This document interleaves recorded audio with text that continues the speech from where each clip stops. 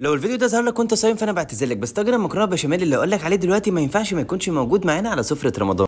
بغض النظر ان انا صايم ومش عارف ادوقها دلوقتي، بس انا عليا طريقه مكرونه بشاميل لازم تجربها. فاول حاجه نبدا بيها الفيديو ان احنا نصلي على النبي، وفي اي كسرونه عندنا على النار هننزل بمعلقه سمنه وعليهم معلقه من الدقيق، ونمكس كل حاجه مع بعض، وننزل عليهم بلتر لبن، بس هننزل بالتدريج ربع كل شويه، وننزل بالتوابل بتاعتنا ملح وفلفل اسمر وشويه من جوز الطيب، وهنقلب كل حاجه مع بعض، وننزل عليهم بمعلقتين جبنه كريمي مع مرق الدجاج، وتقلب كل حاجه مع بعض ونسيبها على نار هاديه 5 دقائق لحد ما قوام البشاميل يتقل معانا. احنا خلصنا البشاميل ونسيبه لحد ما يبرد، فجاء دور ان احنا نعصج اللحمه بتاعتنا. في اي طاسه عندنا على النار هننزل بمعلقه من السمنه وعليهم بصلايه مبشوره، وننزل بالكميه اللي انت عايزها من اللحمه المفرومه، وهنقوم نازلين عليهم بمعلقتين صلصه وملح وفلفل اسود ومعلقه من القرفه، وننزل عليهم بتوت من الميه، ونقلب كل حاجه مع بعض، واحنا كده خلصنا اللحمه. في الوقت اللي احنا كنا بنعصج فيه اللحمه احنا كنا بنسلق المكرونه، اول ما تستوي معانا نقوم مصفينها كويس قوي، ونازلين عليها معلقه من البشاميل مع رشه ملح ورشه فلفل اسود، ونمكس كل حاجه مع بعض. لازم برده تخلي المكرونه تشرب من البشاميل. وفي اي طاجن عندنا هنقوم نازلين بطبقه من البشاميل، بعدين طبقه من المكرونه، بعدين طبقه من اللحمه، بعدين طبقه من المكرونه، بعدين طبقه من البشاميل.